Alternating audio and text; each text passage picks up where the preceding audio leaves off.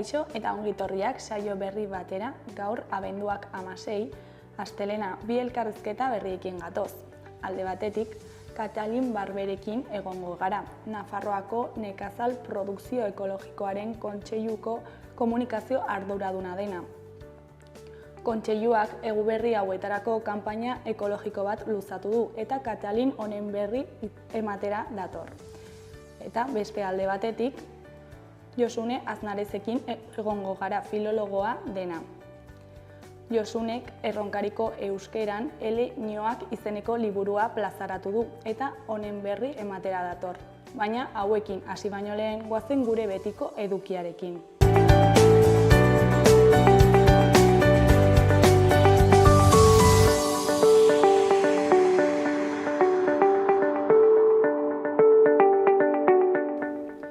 Goazen orain gaurko efemerideekin.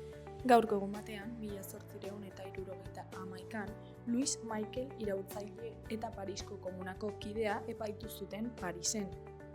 Urte batzuk geroago, 1961an, Hego Afrikako apartheidearen aurkako Umkhonto we Sizwe erakunde armatuak bere lehen ekintza egin zuen. Egun berean, baina 1962an, Guirillamuko sarraskia egin zuten soldadu portugaldarrek Mozambiken zibilen aurka. Eta bukatzeko, 2016 urtean, Luzon 5 pertsona etaren armak ez gaitzen saiatu ziren, desarmearen blokeoa gainditzen laguntzeko.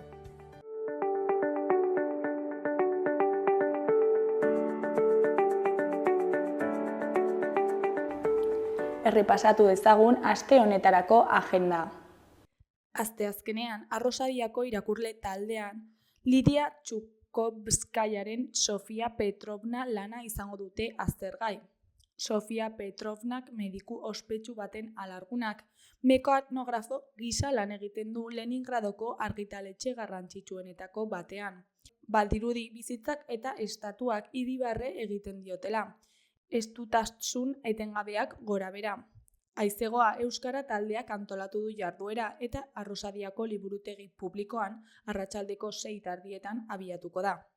Ostegunean, alde batetik, zein pertsonaia da izeneko ipuin kontalaria egongo da Arrosadiako udal liburutegian. Arrosadiako liburutegi publikoan Maitane Perez ipuin kontalariak zein pertsonaia da kontatuko die 4 eta 8 urte bitarteko haurrei. Arratsaldeko 6:00 liburutegian aldez aurretik izena eman da. Beste alde batetik, Sandu Zelai Zibiboxeko irakurle taldeak ez zen diruagatik liburua izango dute aztergai. Emakume zakar eta zabar samarra da Olga. Ez lanik, ez dirurik, gaztarotik urruntzen eta etorkizunik gabeko harreman erdipurdiko batean kateatua dagoena. Pisukidea du Dani, etxetik ihes egiten eta zerbitzari gisa lan egiten duen gaztetxoa. Eta hiruki atipikoa osatzera dator Mikel. Ana Jakak idatzitako ez zen diruagatik hala abiatzen da. Eta horixe aztertu dute Sandu Zelaiko irakurle taldean Juantxo Urdirozen gidaritzapean. Arratsaldeko 7:00 Sandu Zelaiko Zibiboxean. Gainera, playback bertso saio literarioa egongo da Labagunean. Miren Amurizak testuak eta gaiak jarri ditu. Miren Narbaizak musika eta saio Akaiza eta Nerea Ibarzabalek ahotsa jarriko dute kantuan. Playback izeneko bertso saio literarioa antolatu dute, Laban arratsaldeko 7:30. Azkenik, Zaldiko Maldikok Xavier Badiola folk bakarlaria ekarriko du Hots Egunak programaren baitan. Arratsaldeko 8:30 hasiko da kontzertua Zaldikon. Ostiralean, Bernard Etxepare 1545 lingua baskoun primitiae diskoaren aurkezpena egongo da. Danserie Ensemble musika taldeak Bernard Etxepare 1545 lingua baskoun primitiae disko liburuaren aurkezpena egingo du, Koldo Azkona taldekidearen gidaritzapean. Arratsaldeko 7:30 Karrikirik eta Zaldiko Maldikok antolatuta Zaldikoren egoitzan. Larunbatean, Jaku eta Himalaiako Lorea filma ikusgai egongo da Zibibox Juslarrotxan. Haurrentzako Jaku eta Himalaiako Lorea pantailaratuko dute Errotxapeako Zibiboxean, arratsaldeko 6:00. Munduko mendi garaiaren tontorrean bizi da eguzki argi garbienaz elikatzen den landarea, Himalaiako lorea. Jaku sagutxoak familia atzean utzi eta betiereko argia duen lore horren bila abiatuko da bere amamari eskaintzeko.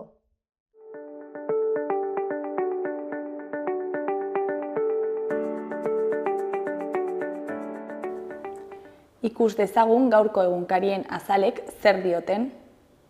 Diario de Noticiasen titular nagusian, 5.000 pertsona inguru autonomo faltsu gisa dabiltza lanean Nafarroan.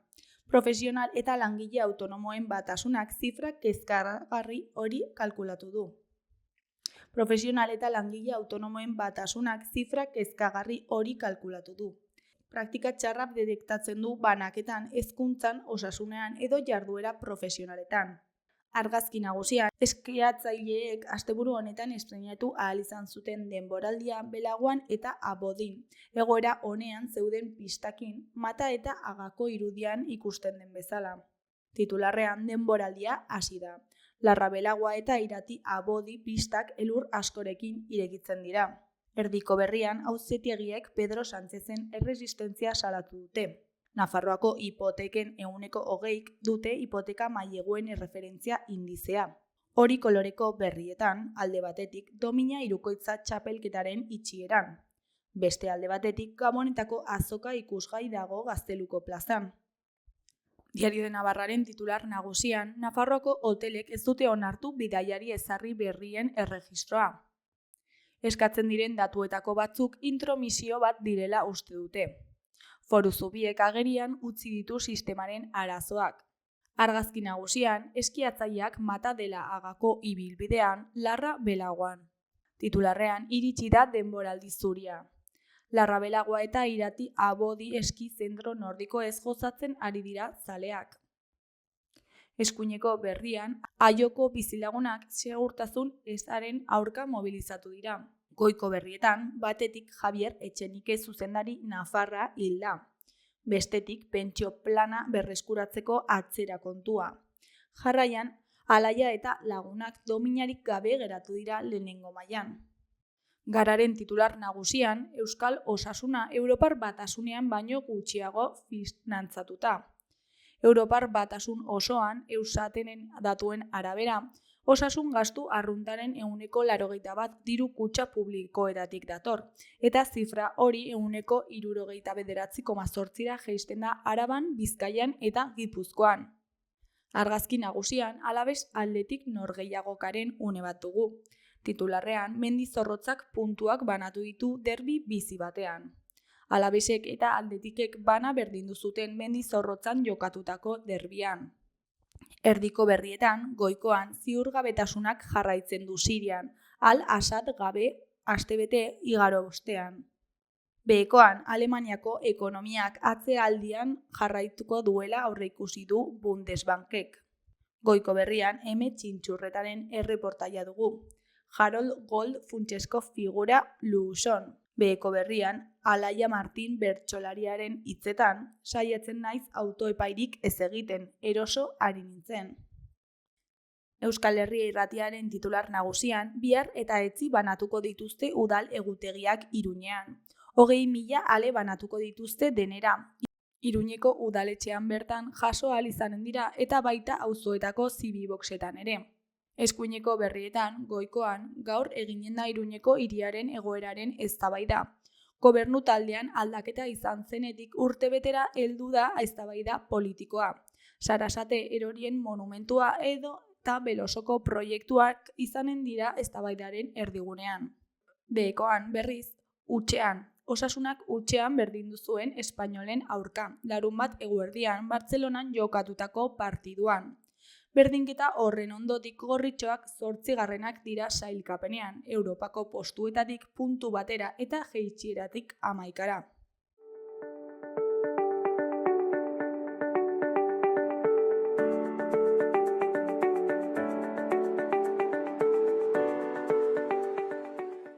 Kaixo, lehen aipatu dugun bezala, orain Katalin Barberekin gaude. Kaixo, zer moduz? Kaixo, oso ongi. Bueno, ondo esaten dudan, zu Nafarroako nekazal produkzio ekologikoaren kontseiluko komunikazio arduraduna zara, ezta? Eta, bueno, zertan datza hau kontatu guzu pixka bat? Bai, Nafarroako nekazal produkzio ekologikoaren kontseilua, Nafarroan elikagai ekologikoak ekoizteaz eta sustatzeaz enkargatzen den erakundea da. 1986 urtetik, 86 urtean sortu zen eta ordutik ziurtatzen du eta kontrolatzen du Nafarroan ekologikoan ekoizten eta elaboratzen duten operadore, ekoizle, abeltzain eta elaboratzaile guztiak. Alde batetik hori eta beste batetik ere elikagai ekologikoak sustatzea ere arduratzen da eta horretarako hainbat sustapen kanpainak, azokak egiten ditu, hala nola Nafarroako azoka ekologikoa edo ekomerkatua, hilean behin ospatzen dugun ekomerkatua dena. Eta gaur egun Nafarroan zenbat ekoizle ekologiko daude registratuta edo? Bai, gaur egun 800 ekoizle inguru daude, gehienak badira nekazariak eta abeltzainak, baina ere badaude elaboratzaileak eta importatzaileak eta ere biltegizainak, bai. Zifra hau egia da azken urteetan gorako joera duela, zepaen edo Nafarroako kontseilua sortu zenetik, gora egin du azken urteetan. Esan duzu hori hazkunde bat egon dela, baina hasieran zenbat zeuden edo? Hasieran oso gutxi, hasieran ikustu du bazela talde txiki bat, egin nahi zuela ekologikoan ekoiztu nahi zuela, eta gauzak beste modu batez egin nahi zuela, lurraldea zainduz, eta kalitatezko produktua sortuz, baina baziren oso ekoizle gutxi eta oso hektarea gutxi. Uste dut zirela 100 hektarea edo horrelako zerbait, eta gaur egun badaude 62.000 baino hektarea gehiago ekologikoan ziurtatua Nafarroan. Hau pixka bat idaia bat egiteko, edo badirudi asko dela, baina ez da hainbeste da Nafarroako azalera osoaren 7,4%. Eta nola definituko zenuke zer den produktu ekologikoa? Produktu ekologiko bat, modu ekologikoan ekoizti den produktu bat da, eta azkenean badago Europako araudi bat nola ekoizten den edo guztia erregulatzen duena. Eta araudia leku guztietan berdina da, hemen ekoizten baduzu, Frantzian ekoizten baduzu edo Europako beste herrialde batean ekoizten baldin baduzu, eta horrek pixkat garantia ematen dizu prozesu bat egin dela, eta lurra zainduz eta inolako produktu kaltegarririk gabe ekoitzi dela produktu hori, ingurumena zainduz eta baita ere gure osasuna zainduz. Eta kontsumitzaile moduan, erostera joaten garenean, nola ezberdindu dezakegu produktu ekologiko bat konbentzional baten ondoan? Desberdintzeko oso erraza da, azkenean elikagai ekologiko guztiek badute logotipo bat, Eurostoa deitzen dena. Eurostoa da lauki zuzen berde bat izarrekin, eta izarrek egiten dute osto modukoa, orduan hori jakiteko ekologikoa den ala ez, etiketan Eurostoa begiratu behar da. Hori bai, produktu etiketatuetan, freskoetan edo, ez da etiketarik agertzen, baina beti ere galdetzea ongi dago, bertako dendetan edo nekazariei erosten badiezu bai. Eta zertan nabaritzen da, zaporean, kolorean? Zaporean nabaritu, nik uste dut asko nabaritzen dela, gero ere nutrientze gehiago gehiago dituzte eta bueno, batez ere elikagai ekologikoak kontsumitzean ere bertako ekoizleei ere laguntzen zaiela, ez? Nafarroako ekoizleei azkenean erabakitzen dutela beste modu batean ekoiztean, ingurumena zaintzea eta landa eremua zaintzea eta sostengatzea, ez? Orduan, elikagai ekologiko baten atzean gauza asko daude eta faktore asko daude eta nik uste dut hori guztiak oso garrantzitsuak direla, kontsumitzerako orduan. Eta hauek asko kontsumitzen dira Nafarroan, eramaten duzuen kontrol bat edo zerbait? Ez, hori oso zaila da, eta ezin dugu horrelako kontrolik eraman, baizik eta ikusten dugu guk antolatzen dugun azoketan edo gehiago kontsumitzen dela edo gero eta sentsibilizazio gehiago dagoela produktu hauekiko, hori nabaritu dugula azken urtetan, bertako elikagai ekologikoen aldeko apustu bat egiten ari dela, guk ere lanean gaude beti horrelako ekintzak egiteko eta horrelako sentsibilizazioak egiteko eta bai uste dugu gero eta gehiago baloratzen dela eta jendea gero eta gehiago ere jakiten duela zer den elikagai ekologiko bat, zergatik den importantea hori kontsumitzea edo hori erostea eta baita ere zergatik den garrantzitsua lokala izatea, ez? Guk beti esaten dugu, elikagai ekologikoak kontsumitzearen alde, baina beti ere hemengoak izatea, ez? Eta horrek ere beste onura asko dituelako. Orduan ikusten dugu, gero eta gehiago kontsumitzen dela, baina oraindik ere lan handia dakagu egiteko eta gizarte osora iristeko, ez? Elikagai ekologikoak. Eta ze produktu dira ohikoenak Nafarroan?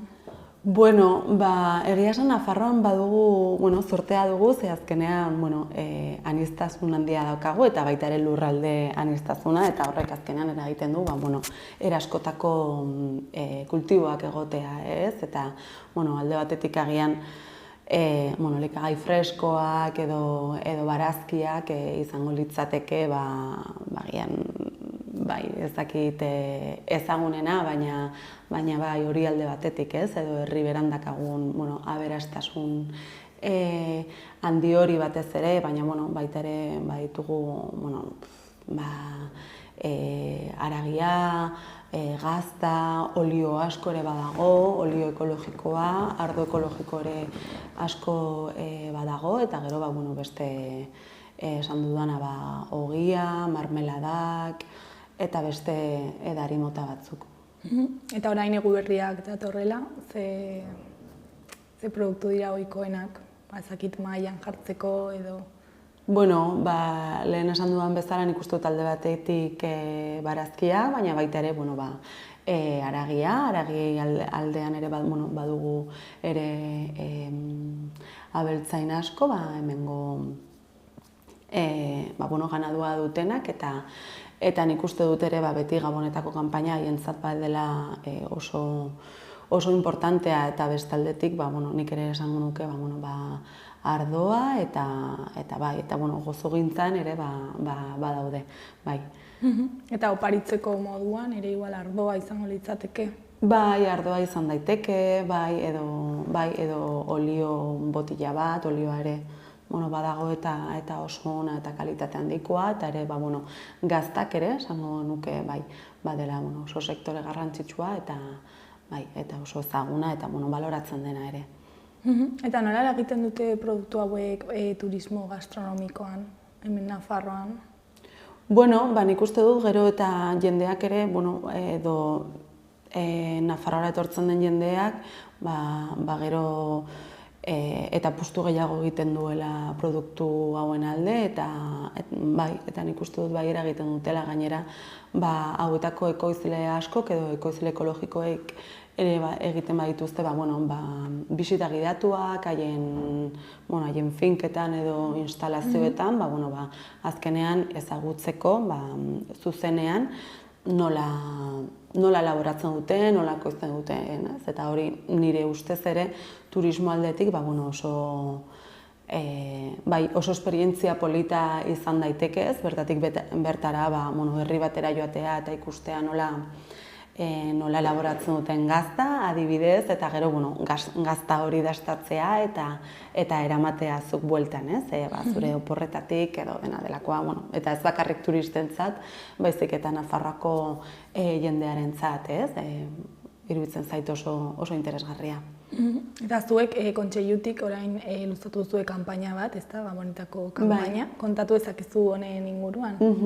Bai, orain, bueno, lehen esan dudan bezala, alde batetik, kontseilutik, alde batetik egiten duguna da ziurtatu elikagai guztiak, baina gero ere sustapen aldetik hainbat kanpaina, eta badugu, saltokien, Nafarroako saltokien sare bat, bertan elikagai ekologikoak saltzen dituzten saltokiak dira, guztiak dira saltoki txikiak, batzuk dira fruta dendak, eko dendak, edo kontsumitzaileen elkarteak, eta orduan hauek guztiak pixkat bisibilizatzeko eta ezagutzera emateko, hainbat kanpaina egiten ditugu, eta honakoan orain abenduan ere bat egin dugu, Gabonetan igo zaitez ekologikora, eta bertan saritu nahi dugu elikagai ekologikoak erosten dituzten kontsumitzaileei eta denda hauetan erosten dutenei.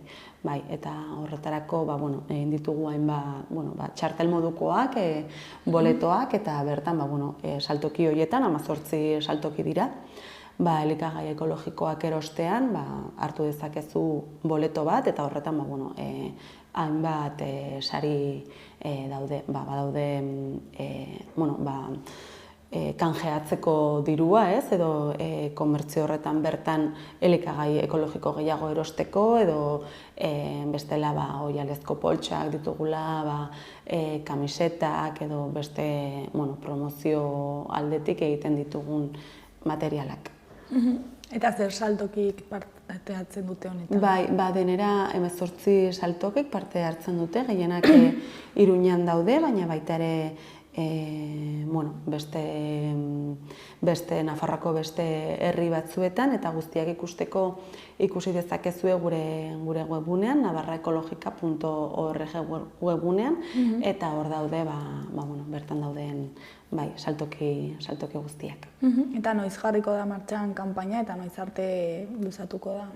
Martxan dagoeneko, joan den abenduaren 19 arte eta guztira, denda hauetan banatu dira 10.000 boleto, orduan kanpaina amaituko da, boletoak amaitzen direnean. Oraingoz, esan digutenez, oso ongi doa kanpaina, oraindik badaude boletoak, orduan uste dugu Gabonetako kanpaina osorako iraunen duela, eta harrera ona izan du kanpainak, hori izan digute hainbat saltokik. Eta zuek zer da espero duzuena kanpaina honetaz?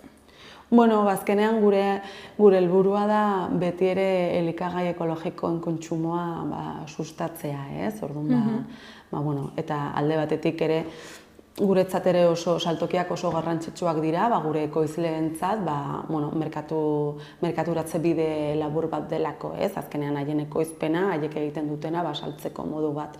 Orduan alde batetik lagundu nahi diegu saltoki hauei, eta bestalde ere kontsumitzaileei ere elikagai ekologikoak aukeratzeko, ez? Pixkat gogo hori piztea edo gero eta gehiago kontsumitzea, ez? Kalitate handikoak direlako, oso anitzak eta askotarikoak direlako, eta gure osasunarentzat askoz hobeak direlako. Katalina, bukatzeko, ez dakit zerbait gehiago komentatu nahi zu, jendeari zerbait esan? Ez, hori, orain Gabonetan gaudelako, edo horrekin pentsatzen ari garelako, baina azkenean kontsumo handia dago, beti daude, edo laneko afaria, kuadrillakoa, familiekin, eta horrela, beste saiatzea alden neurrian, ez? Bakoitzak ere, batzutan ere zaila da, baina bertako elikagai ekologikoen aldeko apustua egitea, eta mezu hori zabaltzea. Katalin, mila esker gurekin hitz egiteko tartetxo bat ateratzeagatik, eta zer moduz baten den kanpaina. Hori da, mila esker. Ondo segi, agur. Agur.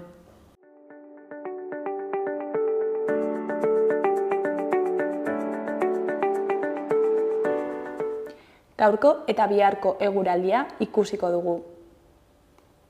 Gaur, astelena, giro eguzkitsua izango dugu.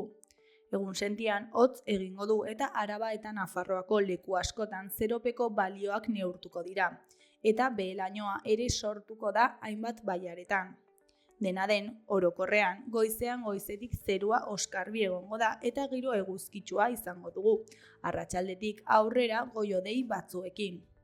Tenperatura maksimoak apur bat igoko dira Kantauri isurialdean eta haizea hegoaldetik finkatuko da. Arratsaldean indar pixka bat hartuz. Ebro ibarreko zenbait puntuetan behe-lainoak luze iraun dezake. Eta ondorioz tenperatura maksimoak lurraldeko gainerako lekuetan baino baxuagoak izango dira. Asteartean ostarteak izango ditugu. Hegoaldeko haizea harrotuz joango da eta tarteka enbarazu egingo du. Tenperatura maksimoak apur bat igo egingo dira. Minimoak aldiz aurreko egunekoen antzekoak izango dira. Beraz, izotza egingo du barnealdeko zenbait lekuetan. Erdi mailako hodeien eta goi-hodeien tarte hodeitsu batzuk zeruan, baina giro eguzkitsua oro har behe-lainoarekin egunsentian.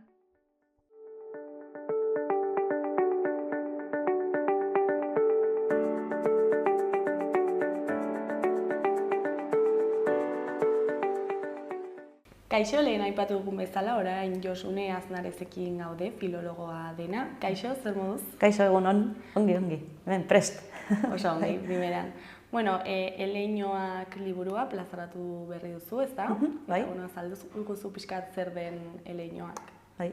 Eleinoak bada testu labur bilduma bat.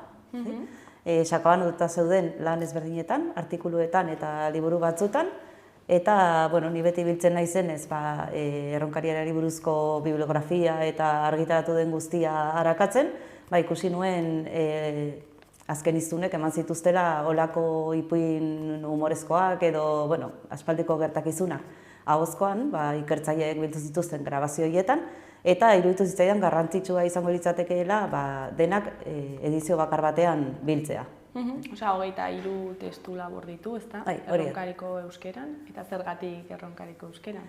Ni gurasoak hangoak ditut, Aitaburgikoa eta Ama Izabakoa, eta aspaldi hasi nintzen erronkariera aztertzen edo ikertzen, eta hau ibilbide baten jarraipena da.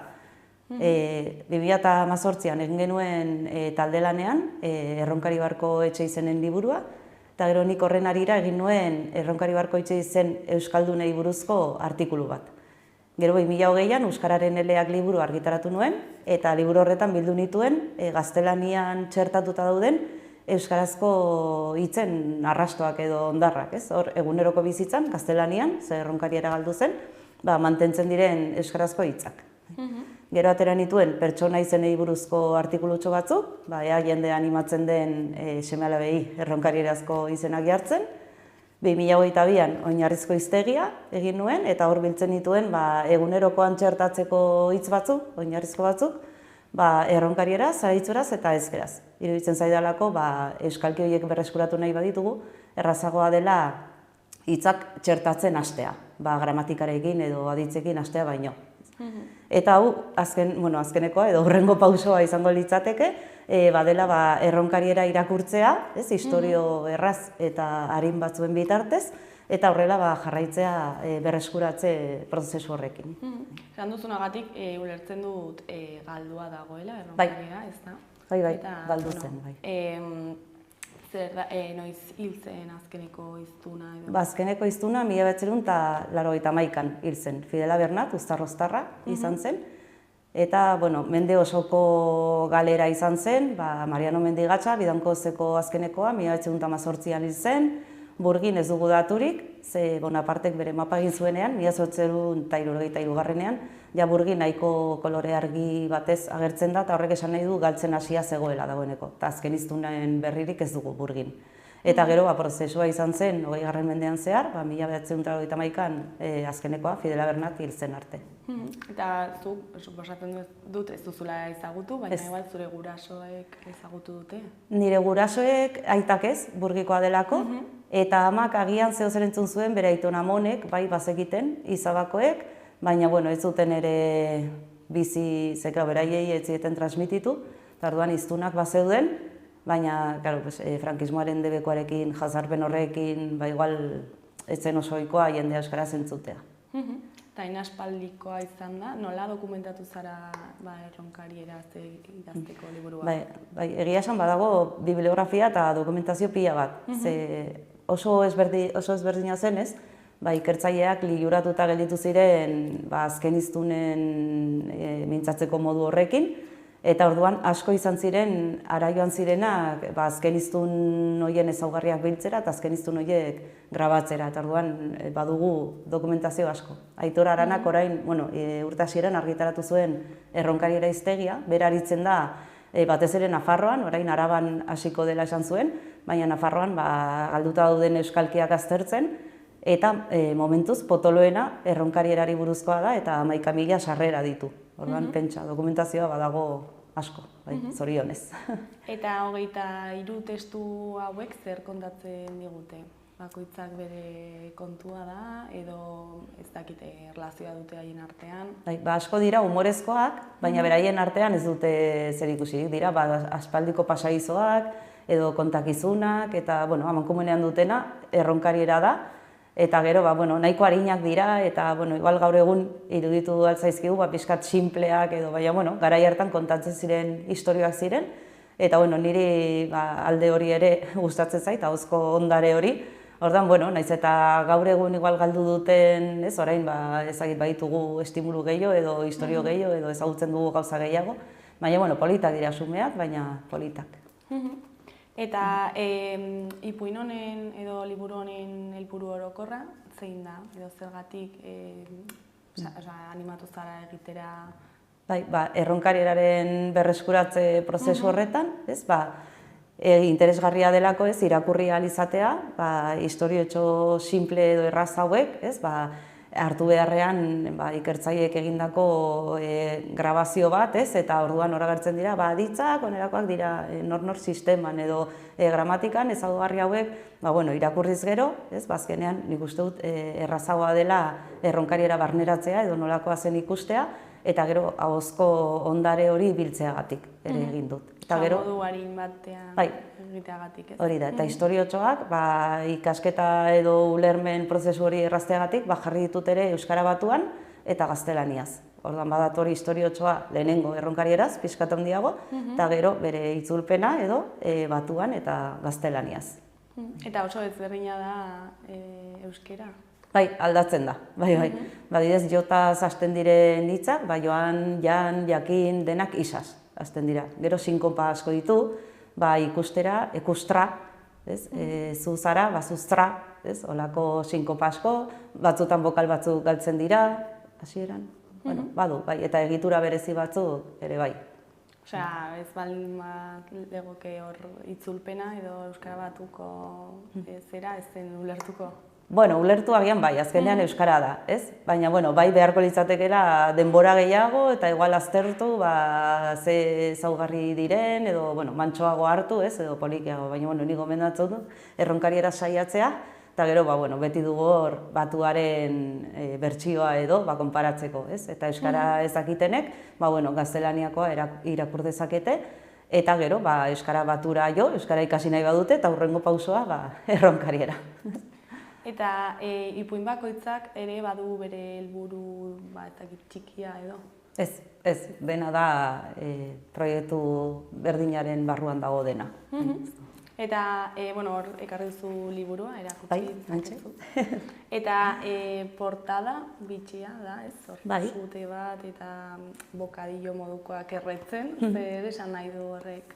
Kontua da, liburua maketatu duela Joseba Beramendik, Spraik, eta orduan ipuin bakoitzaren hasieran egin du 3 hitxo bat. Orduan ilustrazioak ere baditu. Eta, behin ilustrazioak egin zituela eta egokiak iruditu zitzaizkidala edo gustatu zitzaizkidan pila bat, egia esan, oso polita gelditu da, pentsatu behar genuen azala. Eta ipuin baten hasieran, uste dut dela 21. edo sua eta Iror emazte. Horren irudia da sua, suaren inguruan gertatzen delako historia hori. Eta pentsatu behar genuenean azala, esan nion, lehen historioak edo kontakizun hauek kontatzen zirela suaren inguruan. Orduan, polita litzatekeela irudi hori koloretan, ze barruan txuri beltzean daude, baina azalean jartzea. Eta orduan berak kolorea eman zion irudi horri, eta gero jarri zizkion pusika edo hauek, irudikatzen dutenak jendea hizketan, edo historio txoiek. Eta bitxia da, ze bigarren liburuan, oinarrizko hiztegian, hor ere agertzen ziren pusika batzu, erronkariera, zaraitzora, euskara batu, orduan, lotzen ditu bi liburuak. Hasieran ematen du, ezagit, hizkuntza galdu egin denez, erroitzen ari dela eta joaten ari dela, ez? Bueno, begira, beste teoria bat, baina asmoa zen suaren inguruan historia, elkartzen ziren sut ondoan, beko suaren ondoan, edo inguruan, eta orduan hori irudikatzea zen asmoa. Eta izenburua, zer esan nahi du? Eleñoak, lehenengo liburua egin nuenean, euskararen eleak jarri nion, ele, erronkarieraz, eta Nafarroako beste leku batzutan ere bai, hitza esan nahi duelako. Eta ikusi nuen, ele, ere, ipuin esan nahi zuela, erronkarieraz, eta gero ñoak, hori, txoriño, pasarteño, iparralden batzutan, zubereran batez ere entzuten ditugun txikigarri horiek, txo, ordez baino, erronkarieraz bakarrik existitzen da, eta txiki esan nahi du. Orduan, izango ditzateke ipuin txikiak, edo, holako zera. Eta zer suposatzen du zuretzat erronkariera galdu izanak?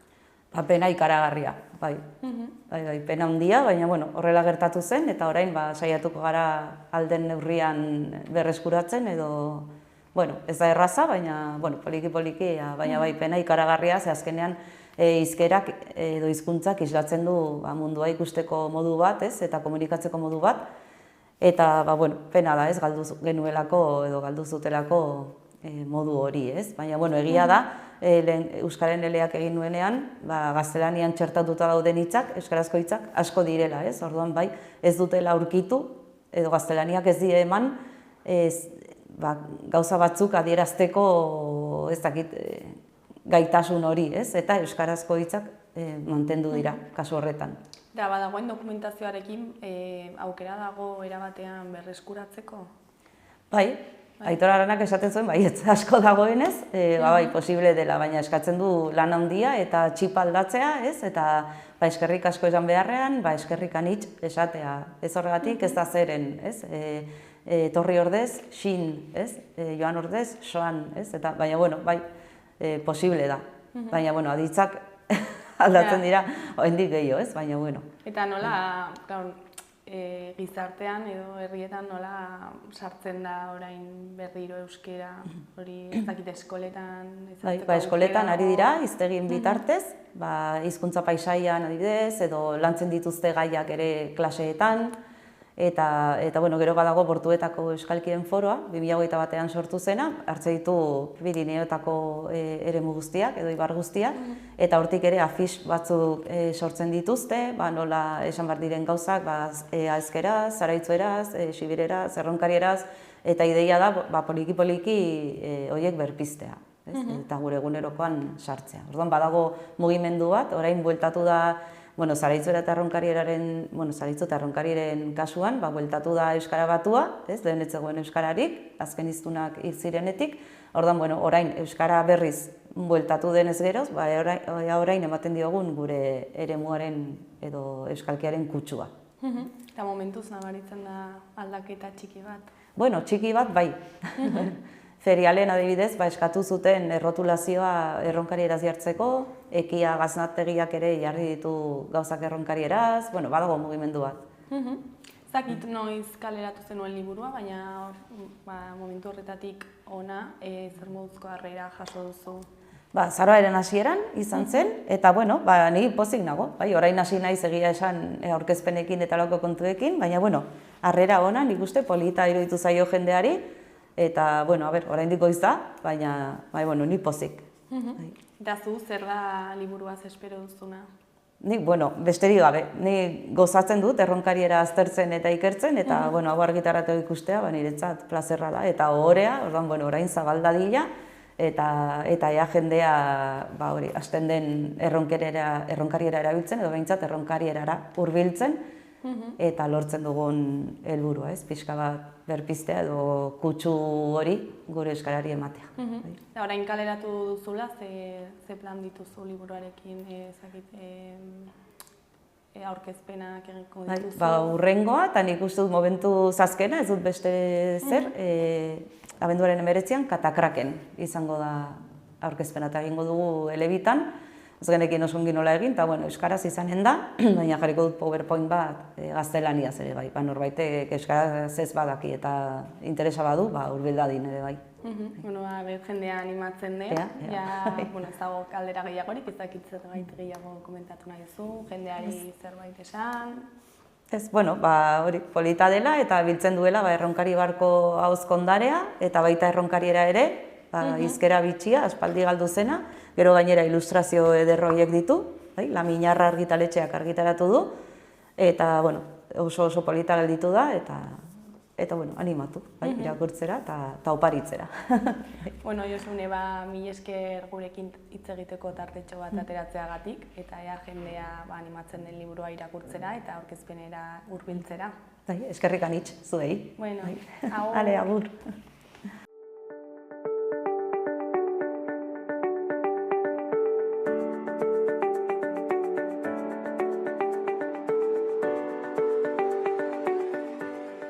Orain bukatzeko parlamentuko galderekin utziko zaituztegu. Memoria eta bizikidetza batzordeak erorien monumentua bizitatu zuen, eta honen ingurukoak izango dira aste honetako galderak.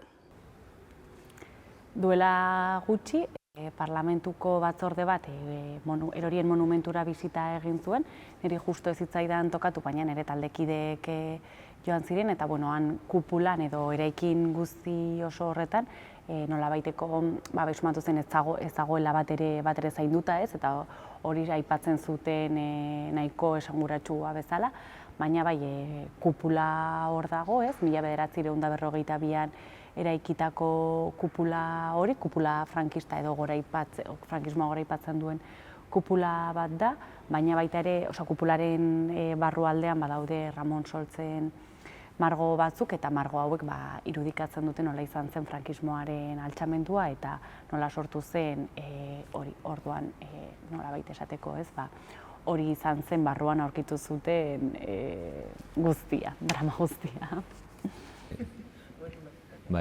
Aldez aurretik argitu edo esan behar dut batzorde horretan, memoria batzordean nagoela, bertako kidea naizela, baina enintzela bizitara joan.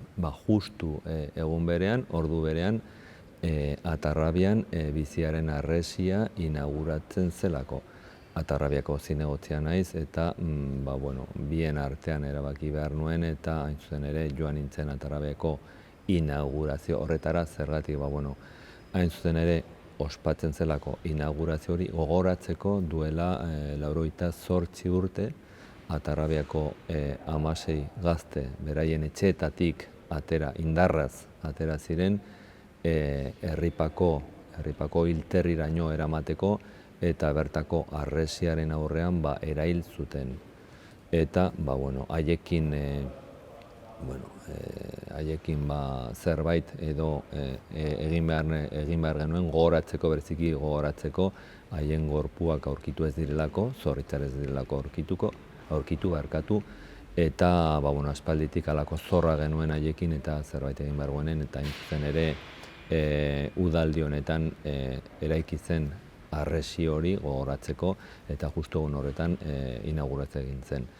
Baina badakit zer dagoen eraikin horren barruan, esan dut momentuaren eraikiaren monumentuaren barruan zer dagoen, aldez aurretik ezagutzen nuelako.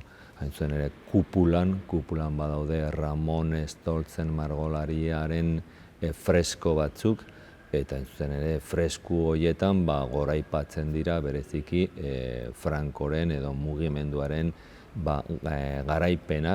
garaipen militarrak eta beraien ideiak hain zuzen ere. Beraz, hori da kupula horretan aurkitu daiteke edo ikus daitekena momentu horretan bereziki hori. Eraikin osoa halako, ez dakit nola esan, halako ideia goraipatzen dira, nonai, baina bereziki kupula horretan fresko horien bidez gogoratzen dira, esan dudan bezala, Francoren soldaduen edo garaipenak. Esan bezala, bisita horren ondorioak izan zen, batez ere eraikin hori ez dagoela bat ere zainduta, baina baita ere kupula horrek duen erakusgarritasuna Iruñako hiriarentzat, ez? Nola ikus dezakegu pasaleku handi horretatik, ez, Carlos Hirugarren pasalekuetatik, ze ikusgarritasuna duen kupula hori eta ze balio duen frankismoaren garaiko, frankismoaren goraipatze horretan, ez, eta zein esanguratsua den monumentu hori gure Iruñako hiriarentzat. Aipatu dugun bezala, ez, kupula eta eraikin horrek duen garrantzi hori ikusita, garrantzia ze ikusgarritasuna duen eta ze balio duen horren arira, ez, zerbait egin behar zen, eta akordio politiko batetara iritsi behar ginen. Jakinda akordio politiko hori ezberdinen artean egingo genukela, eta orduan ez duela guztiz asetzen bakoitzaren nahiak eta bakoitzaren grin horiek eta dugun nahi hori, ez, edo dugun helburu hori. Orduan akordioa berez badu garrantzitsua, ze bildu behar zuen gizartearen osotasun nahi hori zela zerbait egin horren eraikin horrekin eta eraldatu, ez, nolabait esateko, baina baita ere, batez ere, memoria demokratikoarekiko konpromiso bat dugulako, eta Nafarroa guztiarekin konpromiso bat dugulako memoria demokratikoarekin. Honekin batera, goraipatu behar dugu, elkarte memorialistak egindako lan guztia, ze horrek bermatu du bizirik mantentzea, nolabait esateko aldarrikapen horiek, ez, kontuan izan da Nafarroako gizarte guztia dela frankismoaren biktima, ez, nolabait aipatu dezakegu, ez, oraindik badaudela frankismoaren garaiko zantzu batzuk eta gizarte osoa bizitzen dugulako, ez, adibide esanguratsu bat, adibidez monarkia oso frankista den zerbaita, eta guztiok gara Estatu Espainolaren barruan bizi garen heinean, denok pairatzen dugun zerbait. Hori aipatzearren, baina obviamente ez da garrantzitsuena, ze badaude frankismoa bere bizitzetan eta bere eragin zuzena izan zuten pertsona askok, eta horien artean ere badugu deuda bat, ez, nolabait esateko. Eta orduan guzti hau barne biltzeko akordioaren garrantzia hor dago, frankismoa salatzeko, batez ere irakurketa kritiko bat egiteko frankismoa nola sortu zen eta nola iritsi zen gizartea horretaraino, eta kontu zibiltzeko gaur egun neofasisma edo ideia fasismo horiek nola eraikitzen ari diren eta nola gure gizartean sartzen ari diren, kasi batzutan guk konturatu gabe, horien aurrean irakurketa kritiko bat egiteko eta kontziente izateko zer dagoen, eta batez ere gure gizartean amnesia sorez dadin, ez? Guk ez dugu erabili edo ez genuke definituko edo esango bere biziko akordio bat dela. Guk beti esan dugu gutxieneko akordio bat dela. Zergatik, bereziki, gogoratu behar dugu aldez aurretik 2015an hasi ziren memoria inguruko politiko publikoak egiten, ordura arte ez zirelako egin, eta aldaketaren gobernuarekin bai ez zirelako politika publikoak bultzatzen, memoriaren inguruan hain zuzen ere, biktimekiko egia, justizia eta erreparazioa aurrera eraman ahal izateko. Esan dudan bezala ordura arte hori erabat baztertuta izan zen, nahiz eta urte asko pasa izan zirelako Francoren desagertu ondoren, hil ondoren, eta gobernu demokratikoak bai Nafarroko gobernuan eta bai Iruñako udaletxean bazeuden gobernu demokratikoak, baina eta guztiz ere oso gutxi mugitu zen inguru horretan, arlo horretan. Eta beraz, urte horretatik bai bultzatu ziren politika publikoak memorian inguruan, eta horrexegatik ziren mugitzen apurka ere honekin lotuta dauden gai guztiak.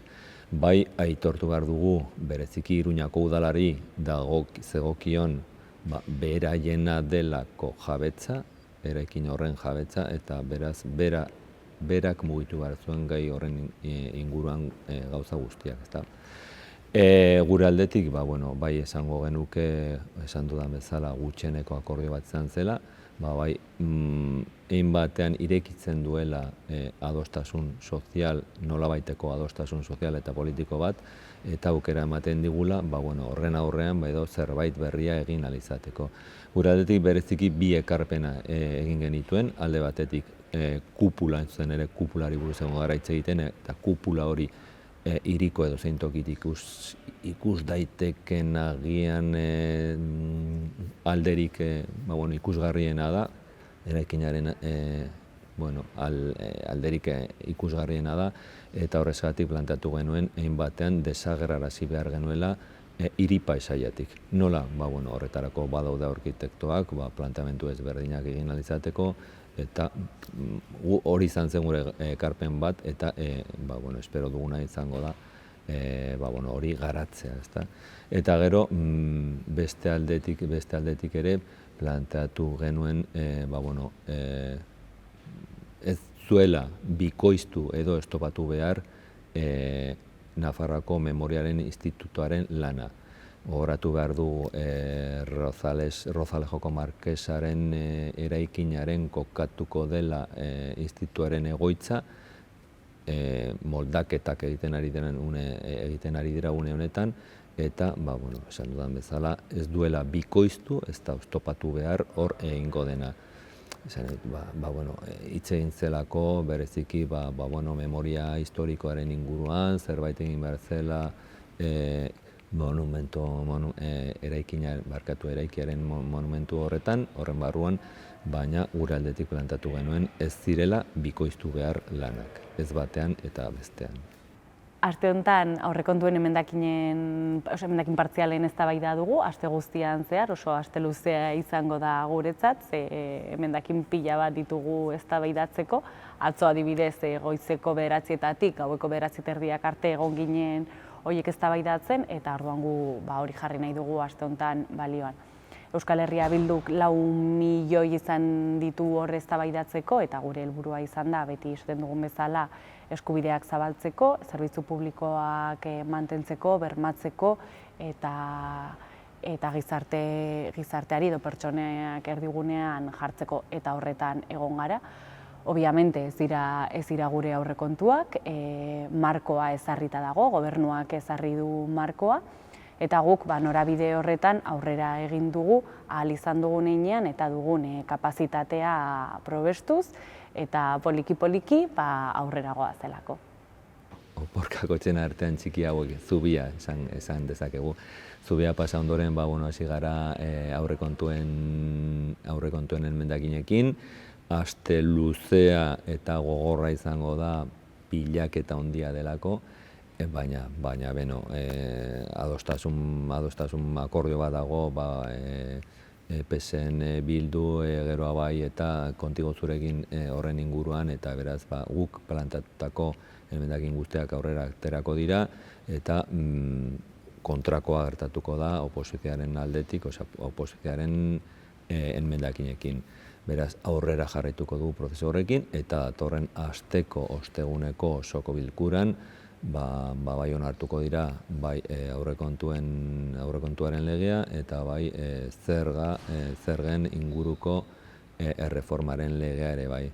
Beraz, horrekin emango diogu itxiera edo ziurazki urteko bi legei garrantzitsuenak, eta jarraituko dugu hasiko gara eguberria pasa ondoren planteamendu berriekin, baina bai aurrekontuak onartuta, eta horrek ematen digu ziurtasuna Nafarroak duen erronkak aurrera atera ahal izateko.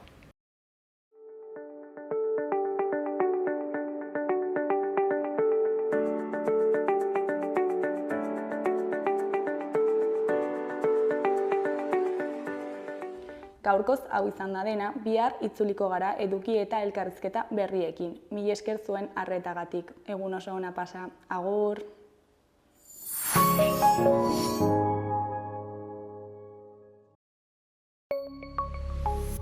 Gobierno de Navarra. Nafarroako gobernua.